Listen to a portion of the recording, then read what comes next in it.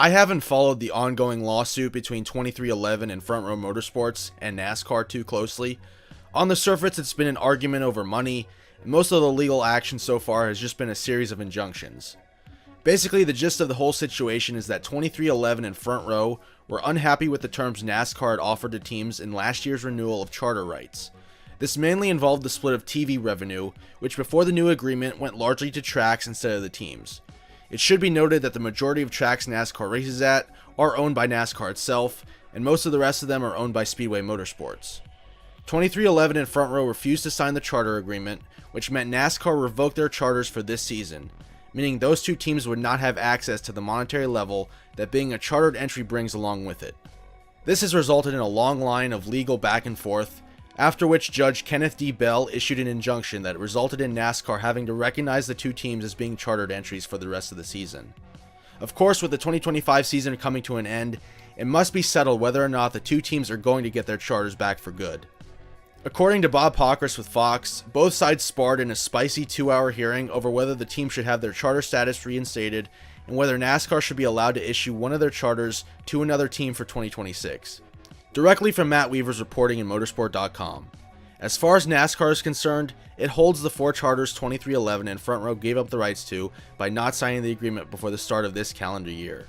In a filing last week, NASCAR stated that it has reached an agreement with a redacted organization for a charter transfer, thus the two teams motioned to prevent them from doing so before the trial. The teams argue that not having charter status puts their entire business at risk, even though NASCAR claims that 2311 has turned a modest profit. Judge Bell wants to know why NASCAR can't simply give the teams their charters back. Currently there are only 36 charter spaces, but NASCAR can provide 40 charters under certain provisions. Essentially, it's all heating up now because NASCAR wants to figure out who wants the charters for next season, and the teams are trying to stop NASCAR from selling them because there'd be no way back in if they were to lose them for good. NASCAR did say that if they sell one of the charters that 2311 or FRM bought at the end of last year from Stewart-Haas Racing, that either team would be reimbursed for the purchase price. The August 28th hearing, in my opinion, released a lot of interesting information.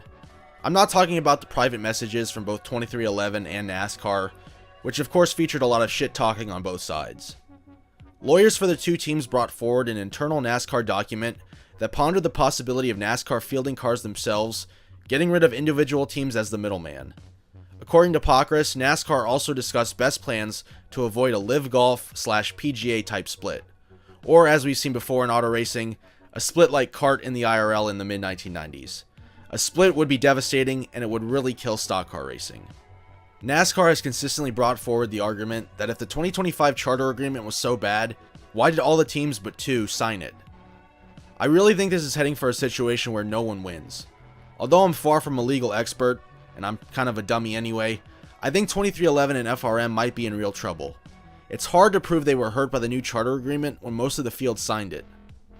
On the other hand though, the documents brought forward today, if true, do show that NASCAR has been weighing up their options if this lawsuit really goes sideways. The words vertical integration within a NASCAR internal document will have the two teams and those supporting them pointing and saying, hey look, there's clear evidence of planned monopolistic behavior. NASCAR has always been the France family personal show. It's a privately held business. Teams are not members that make up the league like in stick and ball sports, but rather independent contractors. And 2311 has spearheaded the charge in trying to change how teams relate to the sanctioning body. Judge Bell offered some closing remarks. He said that if the case is not settled soon, they will go to trial in December, which is not a desired outcome for anybody really, or it shouldn't be. If either side is certain that it will win at trial, that is clearly a wrong feeling, he said. He also noted that anything presented at trial will be public, which allows me to make this video, and that if NASCAR loses the case, NASCAR will look much different than it did prior to 2026. Finally, this story, in my opinion, has really gotten fascinating for the first time, and it really has the possibility to alter NASCAR history for good. All the prior litigation went on in the background, but with the 2026 season fast approaching and more teams wanting charters, this matter is going to get resolved one way or another, and I'm afraid it's going to get much uglier before it gets better. Thank you for watching, and I hope to see you in the next video.